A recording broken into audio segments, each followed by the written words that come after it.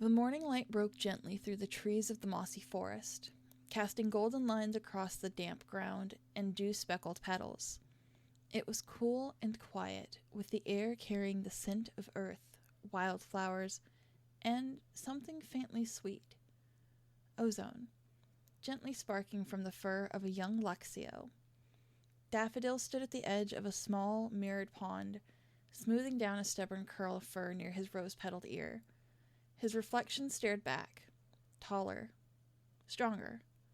No longer the trembling child who once flinched at his own shadow. He'd grown. The green sheen in his coat shimmered softly in the dappled light. His tail, long and smooth like a vine, flicked behind him with faint electric static clinging to the petals at its tip. His once timid eyes, still bright blue, now held something steadier beneath them. Today was a special day. He was meeting Esper in the old fern glade, a place they'd played in since they were small. She'd wanted to show him something near the base of the guardian tree, and he'd promised not to be late.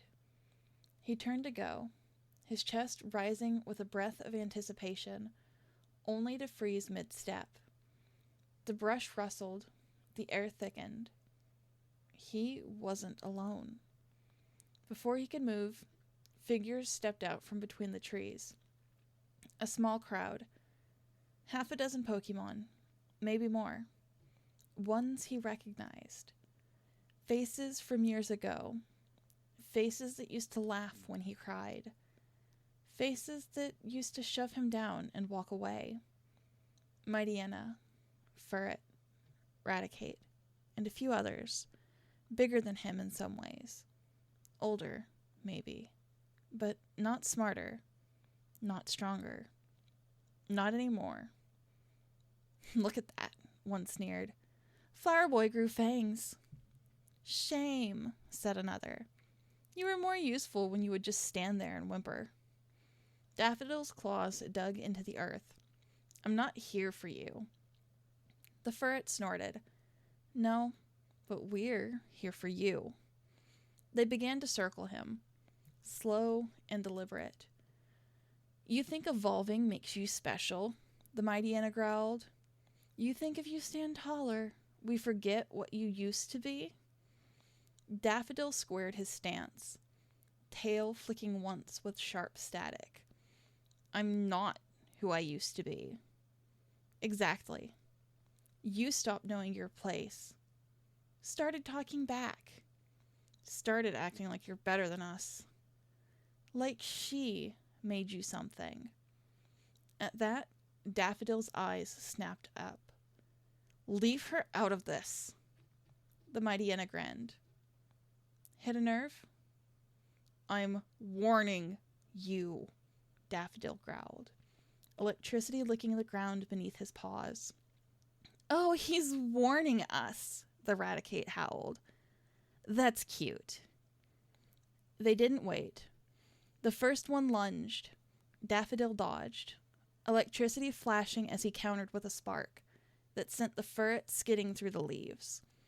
Another came at him from behind, a swipe of claws, too close to avoid. Daffodil grunted as it raked his side, but he spun and slammed them back with a burst of electricity, the air crackling with light. He was breathing hard already, not from fear, but from the sheer tension thrumming in every limb. He wasn't running. He wasn't folding. He was fighting back. Another came in low. He caught them with a vine-coated tackle, his roserade side lending him a whip of green that knocked their legs out from under them. But it wasn't enough. One slammed him from the side. Another knocked the wind from him with a hit to the ribs. A third pinned him by the shoulder. Still standing, the Mightyena hissed, voice hot against his ear. Still think you're not what you used to be? Daffodil struggled under the weight, blood running down his leg from a shallow gash. Breath short, limbs aching. But his eyes blazed. I'm not afraid of you anymore. The Mightyena paused. You think you're strong, he sneered. I know I am, Daffodil hissed. Because I'm still here, and you're still trying to prove something. There was a moment, brief, cold, and heavy, where no one moved. Then a low breeze passed through the trees. The forest shifted. Somewhere nearby, something ancient stirred. But Daffodil didn't call for help. Not yet. Because even on the ground, bleeding, cornered, he refused to be the one who fell first. The clearing echoed with snarls and electricity, leaves torn from branches scattering through the air. Daffodil stood hunched, breathing raggedly, green-tinted fur crackling with static. Blood streaked his flank, but his blue eyes burned with defiance. The Pokemon surrounding him stepped closer, sensing his exhaustion. Still standing, huh? Sneered the Mightyena, fangs glistening as he prepared another lunge. We'll see how long. A sudden blur of cream and brown sliced through the tension, smashing hard into the Mightyena, sending him tumbling backward. Esper landed smoothly, small chest heaving, her eyes blazing fiercely green. Her fur stood on end as she growled protectively, shielding Daffodil with her small, sturdy form. Esper, Daffodil breathed out, relief flooding his voice. I'm here, she said quietly, her tone firm and unwavering. Always. Another attacker, a Houndour, sprang toward Daffodil. Esper swiftly pivoted, launching herself forward, and struck the Houndour with precise force. The Pokemon was thrown aside, skidding into the dirt. Get up, Daffy, she urged, her voice tight with urgency. But before she could turn back, a large Raticate barreled into her, knocking her violently off her paws. Esper slammed against the thick tree trunk. The air knocked painfully from her lungs. She crumpled to the ground, limbs trembling as she fought to stand, vision swimming. Esper! Daffodil called desperately, trying to push himself upright, sparks flaring from his fur. The attackers advanced again, confident once more. Esper gritted her teeth, pushing with every ounce of strength she had left. As she struggled, a warm, radiant glow began to envelop her body. Soft at first, it grew rapidly, bathing the clearing in gentle, luminous light. The attackers halted, uncertain. Daffodil stared in awe as Esper rose slowly to her paws within the cocoon of light. Her shape changed subtly, her small form elongating, limbs becoming leaner, more defined. When the glow faded, she had evolved. Esper's fur now shimmered a delicate lavender, accented by soft white patches covering her paws, muzzle, ear tips, tail tips, several tufts of fur, and her belly. Across her chest gleamed 5 vibrant green gems, a large heart-shaped crystal at the center, flanked on either side by elegant teardrop-shaped stones, with crescent-shaped gems completing the graceful arc outward. Beneath her brilliant green eyes, 2 bold green markings stretched like war paint, accentuating her fierce determination. The clearing went silent. Esper? Daffodil whispered, astonished. Esper stepped forward, calm yet fierce, the air itself seeming to hum in response to her newfound strength. She narrowed her eyes at the stunned attackers. Leave, she commanded, her voice steady and clear.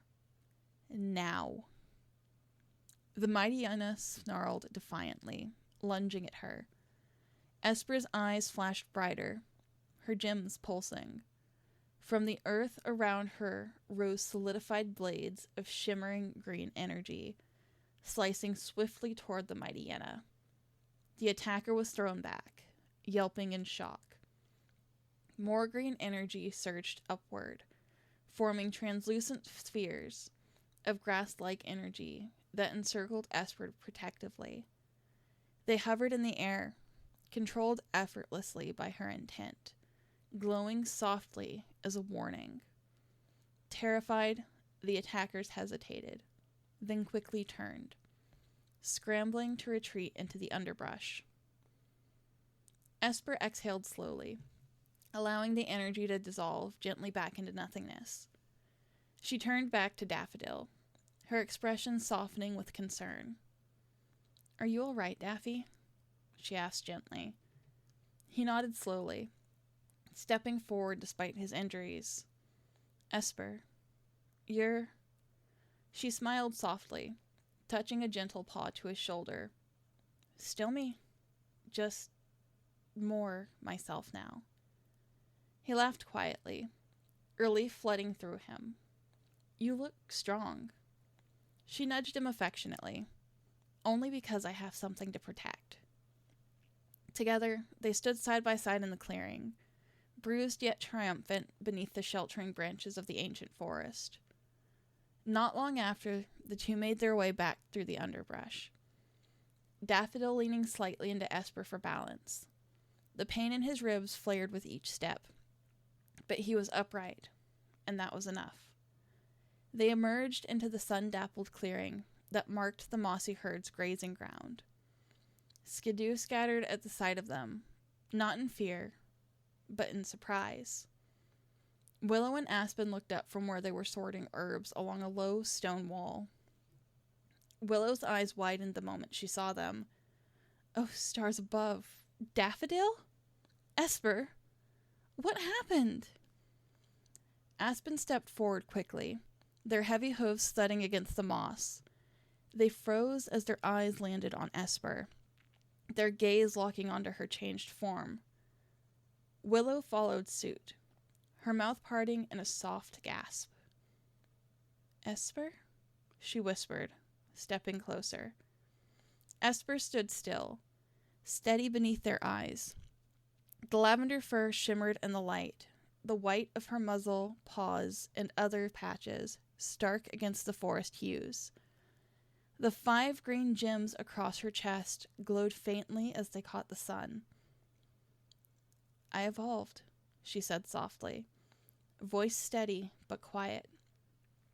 Willow moved to her side, brushing her nose gently along Esper's cheek.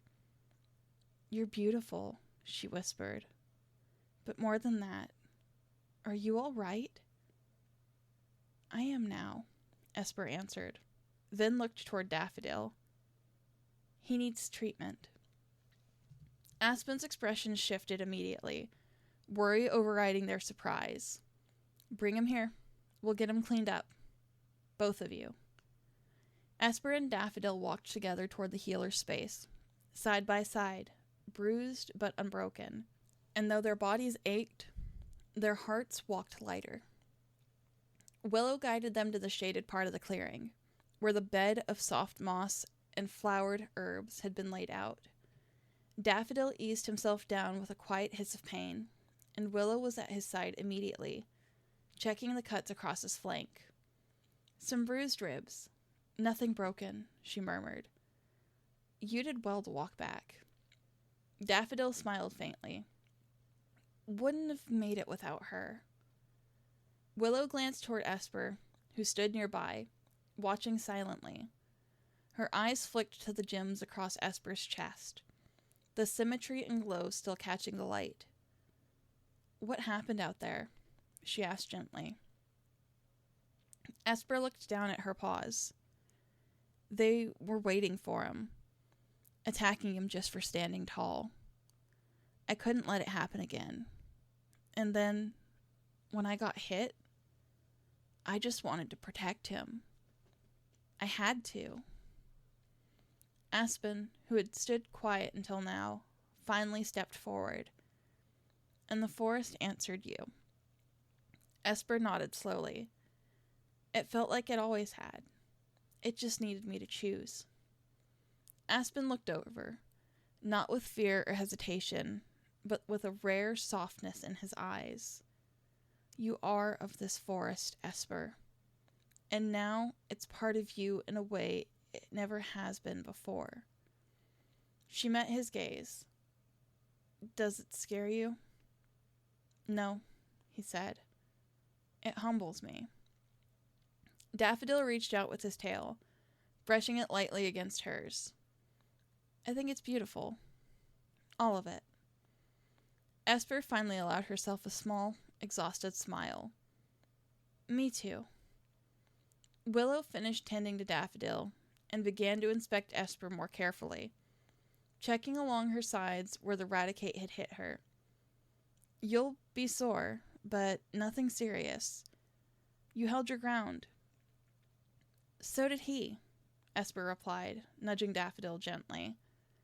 The sun dipped a little lower through the trees, and the mossy clearing fell into a soft golden hush. Together, under the watchful eyes of Willow and Aspen, the two young Pokemon sat side by side, wrapped in a quiet comfort and growing light. 2 years later, the mossy forest was silent under a moonless sky. The trees stood like ancient watchmen, their leaves still and heavy in the quiet air. Not even the nocturnal songs of bug types filled the dark. It was as if the forest itself was holding its breath. In the center of the silence stood Esper, now tall and lithe in her unique evolved form. Her lavender fur shimmered in the faint starlight, the white markings catching every glint of dew. The 5 green gems across her chest glowed dimly, pulsing like a distant heartbeat. She stood alone in the center of the forest's heart, beneath the sprawling branches of the guardian tree. Eyes closed, breath steady, and then she felt it. A sensation stirred inside her. Not pain, not fear, but a pull. A thread deep within her chest tightened, tugged gently, but insistently outward. Beyond the mossy walls she called home. She opened her eyes. The stars above blinked back like eyes. It's time. The early morning sun broke gently over the trees, casting dappled gold through the canopy. Bird Pokemon sang once more. The forest exhaled. At their usual meeting spot, an open glade of soft ferns and woven roots, Daffodil paced lightly, tail flicking with quiet arcs of static. Now a full-grown Luxray, he carried himself with steady strength and calm awareness. His green-tinged fur had deepened in tone, and the roses on his tail and ears had grown fuller, blooming in vibrant black and violet. Despite his power, there was still a soft warmth in his eyes, always reserved for her. He heard soft steps and looked up. Esper emerged from the tree line, her expression distant, her gaze fixed somewhere far beyond him. Esper? She blinked, then met his eyes. Hey. He tilted his head slightly, reading her in a heartbeat. You felt something. She nodded slowly and stepped closer, settling beside him on the moss. Last night, it was like I wasn't dreaming. Something pulled me awake. Not like before. This wasn't the guardian tree. It came from somewhere beyond the forest. Daffodil didn't interrupt. He simply listened, his quiet presence grounding. I think it was them. My siblings. Something out there, someone, was calling to me. She looked down at her paws. I think I'm finally ready to go. The words hung heavy between them. After a pause, she glanced at him, more uncertain now. I don't want to leave the forest. I don't want to leave you, but I know I have to. And I'd never ask you to. You don't have to, Daffodil interrupted softly, brushing his tail lightly against hers. Because I already decided. She blinked. I'm coming with you, he said. No question. Wherever you go, I go. Her breath caught in her throat. Daffy. He smiled, eyes gleaming. We've been through worse than travel. She gave a quiet laugh, but her voice trembled. We don't know where they are. We don't know who they are. We might not find anything. Then we come back, he said. But not without trying. Later that morning, the clearing behind the mossy herd buzzed with quiet emotion. Gladys stood tall beside Willow and Aspen, her rose hands drawn close around her core. Her expression was unreadable, but her eyes shimmered. You're sure? She asked Esper gently. Esper nodded. I waited. I grew. I listened. And now, I know I meant to go. Willow stepped forward, pressing her nose gently to Esper's chest, just above the heart-shaped gem. We've always known you'd leave someday, but it doesn't make it easier. Aspen gave a low hum. The forest will be quieter without you. Daffodil chuckled. Not that quiet. I snore. Gladys stepped forward last, laying a gentle petal against her son's cheek. I trust you, and I'm proud of you. Both of you. Esper smiled, her eyes misting. We'll send letters, as often as we can. We'll wait by the post tree, Willow said with a soft smile. As the forest watched from behind its leaves, two figures turned toward the path beyond the glade. Esper, glowing with purpose, and Daffodil, steady as her shadow. The vines parted for them as they stepped forward, together, and for the first time in years, the moss grew over their footprints, not to erase them, but to remember.